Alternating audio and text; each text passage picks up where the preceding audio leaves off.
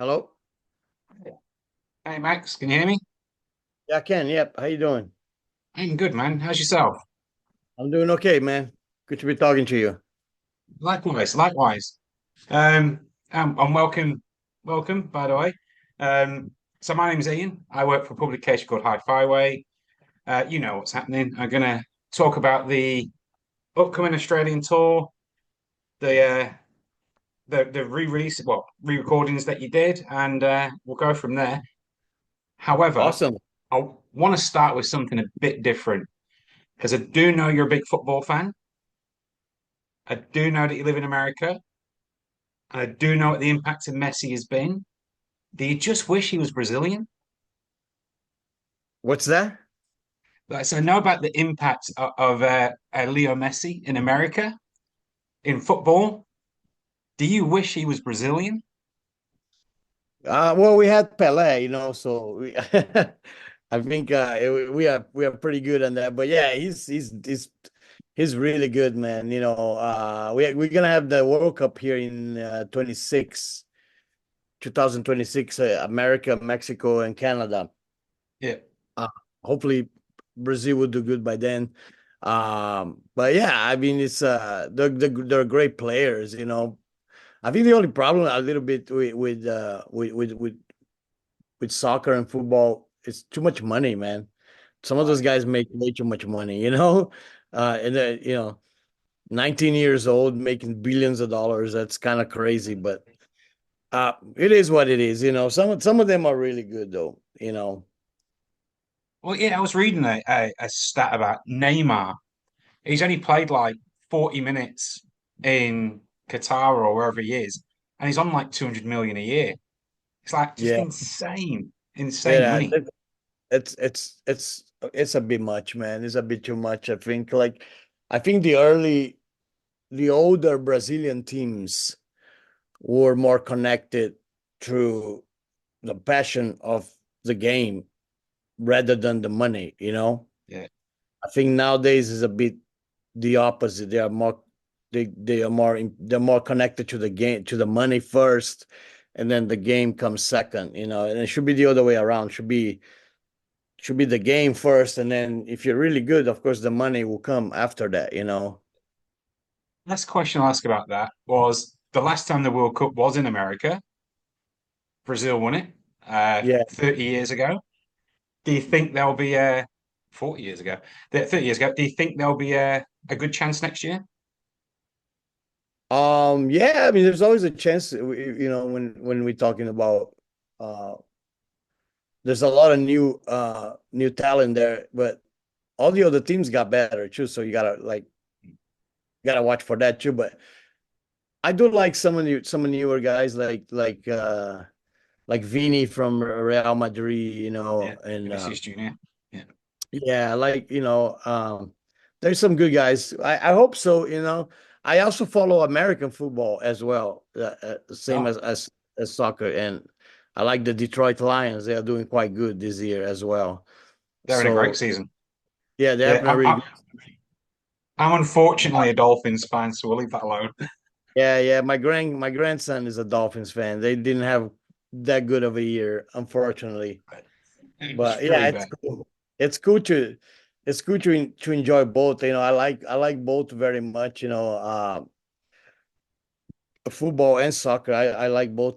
I like to watch the games a lot, and I'm excited for both. I'm excited for the World Cup, but also excited for this Super Bowl coming up. Nice. Well, yeah, couple of weeks. All right, let's get into the music. So obviously, about 7, 8 years ago, you did the Roots. Back to the Roots. You then did Beneath the Rise. Logically, it made sense you were going to do this. But what's different is that you've done the re-recordings of the albums. Yeah, Um, why specifically just them albums? those are the records that we felt were they needed to showcase the sound properly. I think they're great songs and they're great records, but they're very badly recorded because of the situation we were in the Brazilian studios with now without money and without producers, and the best we could come up was that at that time. But the I think our own original vision for those albums and songs are different than what it came out. So we had the chance of years later to go back in the studio and redo them with a great guitar sound, with a great drum Mm. sound, with a real professional producer, but keeping all the aggression and it's still dirty and aggressive and pissed off and angry, and the heart of the thing is intact, you know. So I think that was the coolest thing about these re-recordings was actually how to how to go back in time, grab something that was done 40 years ago, make them sound relevant right now, but still have the same spirit of the original, you know. And I think that was the main mission of this re-recording was to do that. And I think we did it. I think a lot of fans love the re-recordings. I myself, as a musician, I love it because I think a lot of songs came to life on these recordings that were in the original record. They were buried with shitty sound, Mm. and when you listen to them on the re-recordings, stuff like Mayhem and pretty much the whole Massive. Schizophrenia, you know, Yeah. from the past comes the storms and To the Wall and Septi Schizo.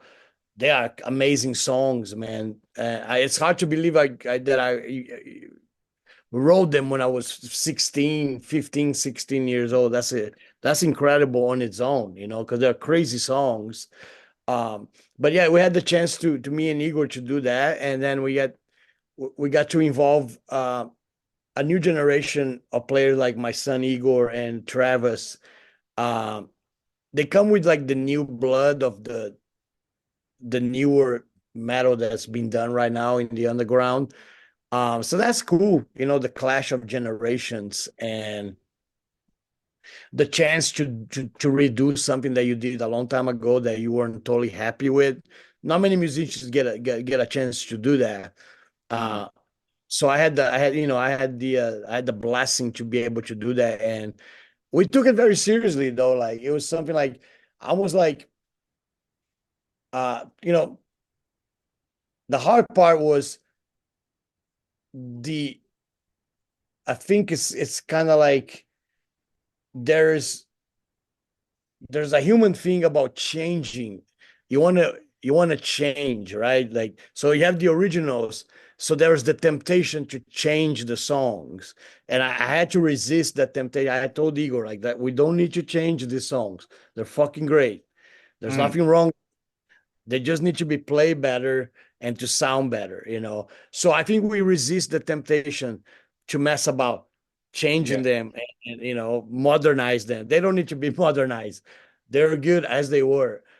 We just play them better, execute them better, record them better with the same peace and vinegar attitude, you know. So that was a lot of fun, and we get to do that live now for the fans. That's another amazing thing about this tour. You know, it's a like almost like the closest thing you're gonna get to being there in 1984 is come to the Third World Trilogy show to be part of that. You know. Do you find that like because some of them songs like probably wouldn't have been played live since the mid '80s. So have you found that then when you play them live, they then take on a whole other um personality? Yeah, a lot of songs came to life on last year on tour because we did a run of this in Europe and America, and yeah, mainly stuff like that we didn't play much before, like Septischizo Mm. and Inquisition Symphony and Funeral Rites, and even the unreleased songs like Sexta-feira 13 and yeah, I think it changed from night to night, my favorite songs. But yeah, I did realize that some of the songs that were like deep cuts on the record that we never even got played them live back in the day. They're actually really cool songs that we get to play them live now. Uh, And it's the cool thing, I think also about those records, they didn't really had. I think the later Sepultura stuff, you start getting like kind of like the hit singles like "Refuse and Resist" Yeah. and the Roots, Bloody Roots of the record. Yeah, they're a song above everything else, you know. Um, Back in the day, maybe Troops of Doom was a little bit like that, but everything Yeah. else, they all feel pretty much the same. They all are in the from the same pot. Um, so yeah, I feel that um, even now, even on this tour, it might be another song that I on an everyday basis I'll be like, oh, that was a great song tonight. That felt really good tonight, you know. And it can be a song that you're not even thinking about it before you play the show, and then once the show hits, that becomes like a really cool song when you play live. It's cool to let it see it, let it happen naturally like that. Yeah. I certainly felt listening to it.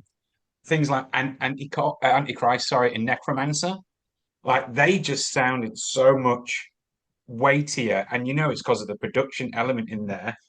Um, and as you mentioned, I mean, even one little thing I liked is we're going to ask the questions about how did you manage new production values with the piss and vinegar, because in To the Wall, as an example, you can still hear the toms on the drums, which I was really Right. impressed with because I thought that would have been something that might have disappeared because it sounded harsh on the original recording. So how did you balance that? Was that like a real I want to make this sound better because we can do this, or no, I want to keep this rawness? Well, that's when it's good to have a good memory. And so I was the one that I reminded Igor of the toms. I said, remember the schizophrenia toms are very Yeah, unique. They yeah, almost sound like tubes, you know. They don't sound like um regular toms. Um it was funny because the engineer didn't knew about this, and we told them that you have to put the microphone inside the toms. You know, you have to mm, take the skin from the bottle of the tom, remove entirely, and put the microphone inside, all the way on the inside of the tom, and that's how you get that almost like tubular, like a tube sound.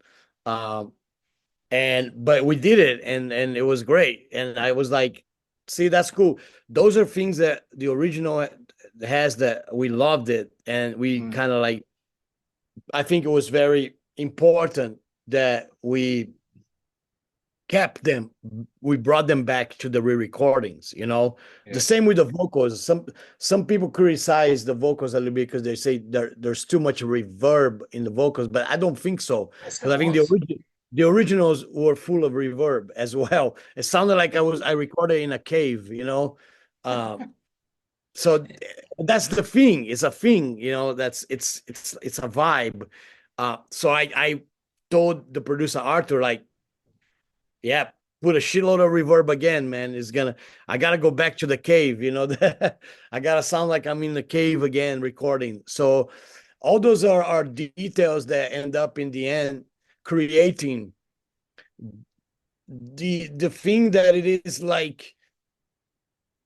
If you remove those elements, then you get something else that is kind of like so far away from the original that you lose the element of why you like the original in the first place, you know. So Yeah. I think it's important to maintain those elements. uh but then you have, like, you know, to me the other great thing was, like, you know, I had a chance to have a great guitar sound, a really heavy guitar sound. Mm. And you know, then it was just up to us to perform them as good as we could, you know. I interviewed you a few years ago for Go Ahead and Die, and one of the conversations we had there was about the sound that was there and how we linked it to schizophrenia. When you went and recorded that with your son, and you had that kind of anarchy behind it, was that a seed that was planted at the time for we could go back and now redo these albums?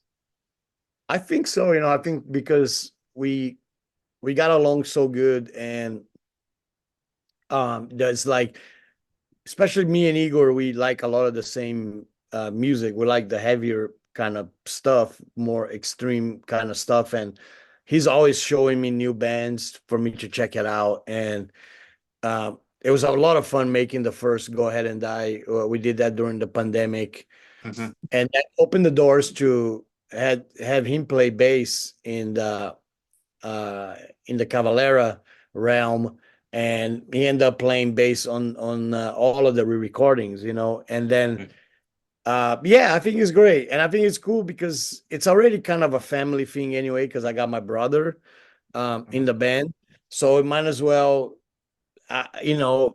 it's great. I get to like really do this with really family people that I love. Uh, Yeah.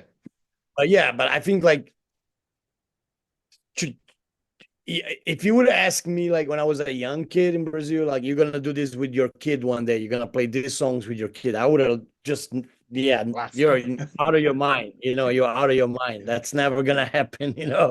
But yeah, it did happen. It's great. It's a cool feeling. Right.